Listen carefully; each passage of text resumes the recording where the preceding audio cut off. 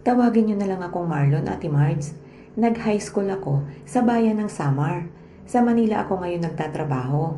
Nakatanggap ako ng imbitasyon mula sa aming school principal na may gaganaping reunion sa batch namin.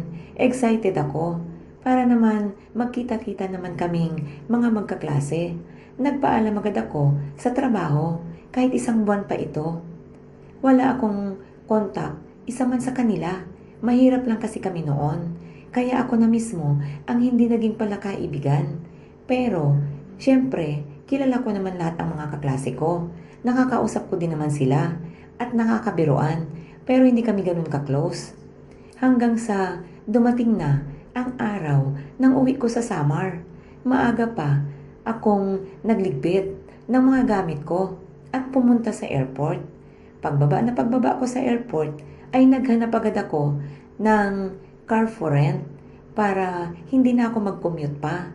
Nasa 70 kilometers pa kasi ang venue ng reunion mula sa airport. Hanggang ngayon ay may schedule pa rin ang biyahe ng mga jeep sa amin. Kaya mas komportable kung may sarili akong sasakyan.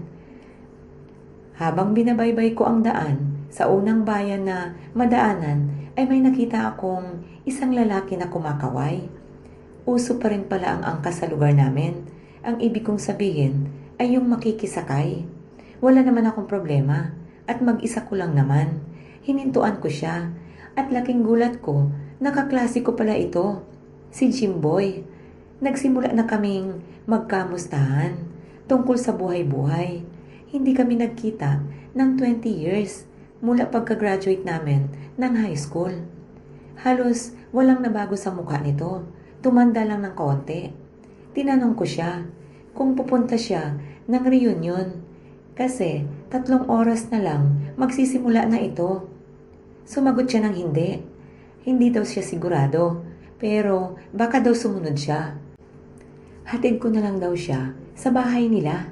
Naalala ko, ang bahay ni Jimboy ay malapit lang sa venue. Natatandaan ko pa ito kasi madalas kong makita si Jimboy noon tuwing dinadalaw ko ang lola ko. Kasunod ang bahay nila at ang venue ngayon ay 2 kanto lang ang pagitan. Parang alam na alam ni Jimboy ang nasa isip ko. Sumagot siya na hindi daw siya doon uuwi dahil may bago na siyang bahay. Tinanong ko ito kung saan banda. Sumagot naman siyang sabihin na lang niya pag pababa na siya.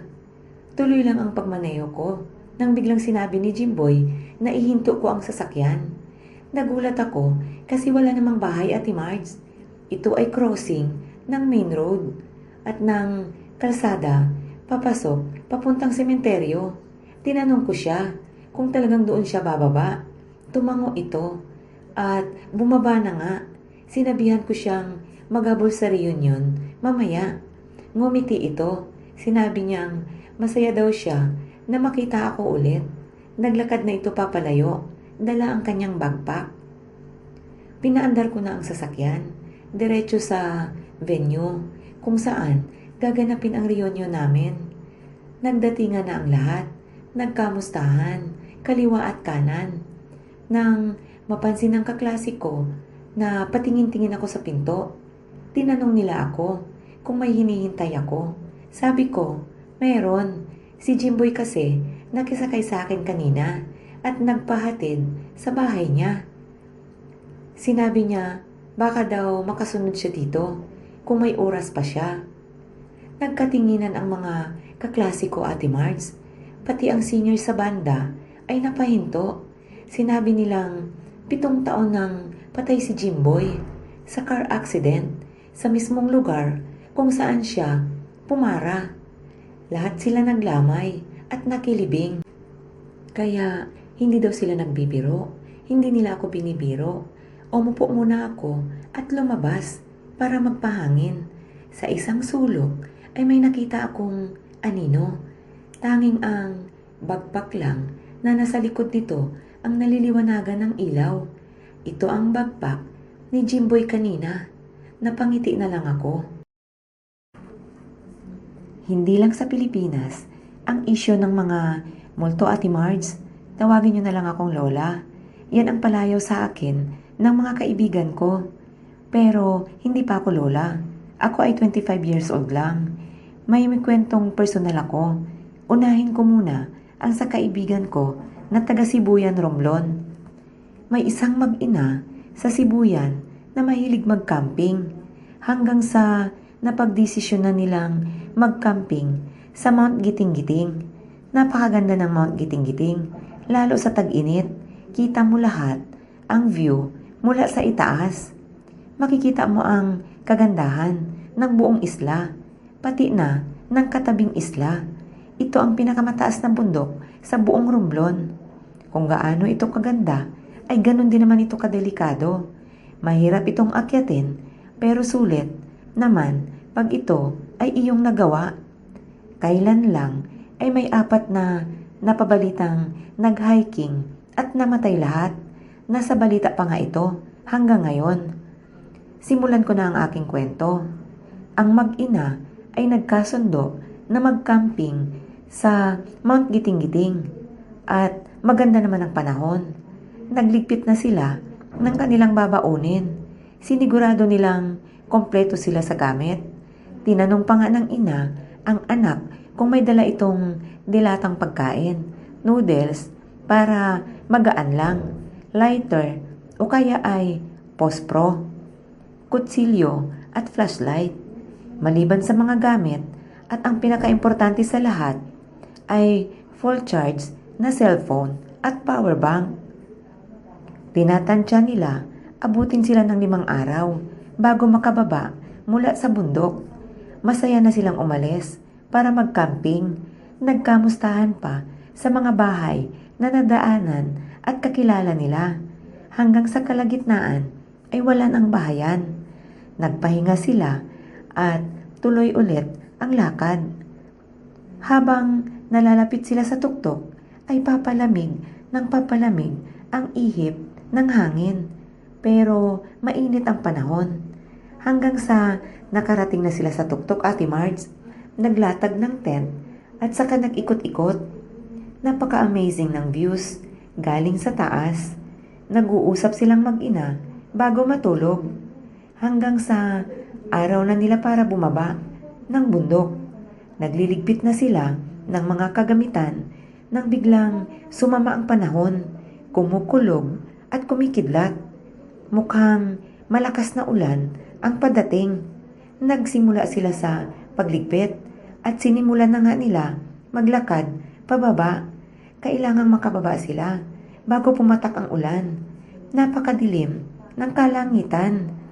Wala pa sila sa kalagitnaan nang biglang bumuhos ang ulan. Sinabayan pa ng napakakapal na usok. Yung fog, ito ang iniiwasan ng mga hikers at campers. Kapag foggy kasi, hindi mo makikita ang dinadaanan mo. Isang malakas na hangin at ulan. Nawala ng balanse ang mag-ina at nagkahiwalay ito. Nagpanik si Lorna, ang nanay ng bata. Wala na siyang nakikita, kundi puro usok. Sa sobrang desperada niya, sinigaw niya ng ubod lakas ang pangalan ng kanyang anak. Halos naikot na niya ang posibleng mabagsakan ng anak nito. Ngunit wala. Hindi ito sumasagot. Paulit-ulit siyang sumisigaw ng malakas na malakas. Tumakbo siya sa bandang bangin at baka nahulog ang anak niya. At nang dahil sa fog na sinabayan ng malakas na ulan, ay nadulas si Lorna. Sobrang taas ng bangin at puro bato. Hindi niya mabilang kung ilang beses siyang nagpagulong-gulong. Sa kagandahang palad ay may isang hiker na napadaan sa gilid ng bangin at nadaanan siya. Natakot ang hiker at baka patay na ito. Nilapitan at chinek niya ang pulso. At may pulso pa si Lorna. Ang katawan niya ay punong-puno ng naglalakihang sugat gawa ng matulis na bato. At habang naghihingalo, ang pangalan ng anak niya ang ibinubulong nito. Binuhat siya ng hiker sa kanyang tent at nilinisan ang sugat at nilagyan ng bandage. Ang malalaking sugat ay tinalian na lamang niya ng pinunit na tela mula sa kanyang t-shirt. Naglakad-lakad ang hiker, naghahanap ng signal ng telepono para tumawag ng rescue. Pagkatapos niyang makausap ang rescue team sa bayan ay bumalik siya sa tent. Wala siyang nadatnan. Wala na doon si Lorna. Tanging mga bakat ng dugo na lamang ang nasa higaan niya. Magmula noon ay hindi na nakita pa ang mag-ina. Mula din nang nawala sila ay hindi na tumigil ang boses nito na tinatawag pa din ni Lorna ang pangalan ng kanyang anak hanggang sa ngayon.